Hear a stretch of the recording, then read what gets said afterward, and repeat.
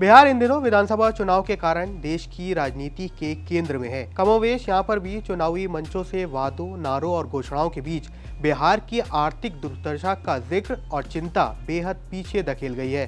बिहार वही राज्य है जिसकी गिनती अभी भी देश के सबसे पिछड़े, गरीब और पलायन की मार झेलने वाले राज्य के तौर पर होती है। वैसे तो बिहार महर्षि विश्वामित्र, चाणक्य और सम्राट अशोक जैसे महापुरुषों की भूमि रही है। बिहार स्टेट का नाता माता सीता, महात्मा बौद्ध, लॉर्ड महावीर और गुरु गोविंद सिंह जैसे धार्मिक व्यक्तित्व से रहा है। लेकिन आजादी के बाद से इकोनॉमी के मामले में तमिलनाडु और बिहार बराबर होने के बावजूद भी आखिर बिहार इतने सालों में कैसे पीछे छूट गया है। इस वीडियो में डिस्कस करेंगे कैसे फ्रेट इक्वलाइजेशन पॉलिसी की वजह से बिहार जैसे मिनरल रिच स्टेट को दशकों तक इकोनॉमिक नुकसान उठाना पड़ा था।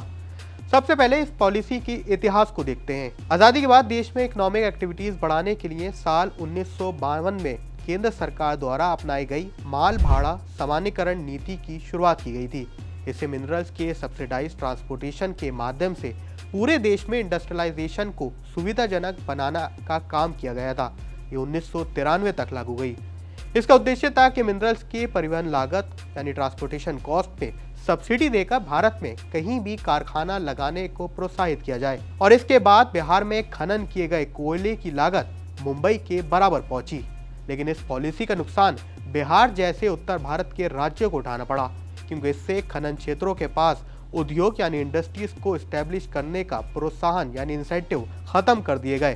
कारखानों को और दूर स्टैब्लिश करने के लिए सरकार के द्वारा इनकरेज किया गया और इसी वजह से नॉर्थ इंडिया, खासकर अनडिवाइडेड बिहार की आर्थिक संभावनाओं पर नकारात्मक प्रभाव डाला गया था। जहां 1991 की पॉलिसीज का फायदा साउथ इंडिया को हुआ, वहीं बिहार जैसे राज्यों की इकोनॉमी बहुत हद तक उस दौर में भी एग्रीकल्चर बेस्ड रही। 1961 में देश की जीडीपी में अनडिवाइडेड बिहार का परसेंटेज यानी इसका योगदान 7.8% से गिरकर 2025 तक 4.3% रह गया, जबकि इसमें से बिहार यानी झारखंड अलग होने की वजह से बिहार का परसेंटेज सिर्फ 2.8% रहा। इसके अलावा इंडस्ट्रीज के मामले में देखें तो तमिलनाडु में 1981 में करीब 6300 फैक्ट्रियां हुआ करती थी, जो कि आंकड़ा अब बढ़कर 39,666 फैक्ट्रीज तक पहुंच गया है, यानी कि इसमें 520% की बड़ी ग्रोथ हुई।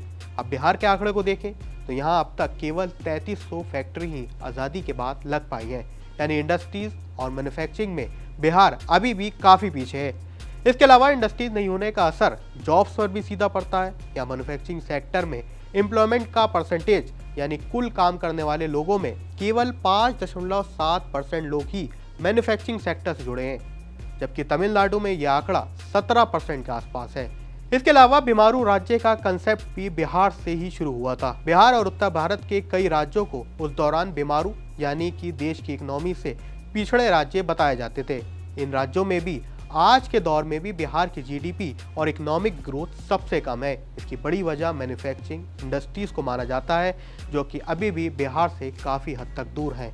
इसी की वजह है कि बिहार में पलायन होता है और पलायन होने की वजह से बिहार का ज़्यादातर economic loss, human cost loss भी काफ़ी उठाना पड़ता है। इस चुनाव में क्या ये सब कुछ बदल जाएगा? क्या लोग इस पर वोट करेंगे? इस पर आपकी क्या राय है? हमें कमेंट सेक्शन में ज़रूर लिखें।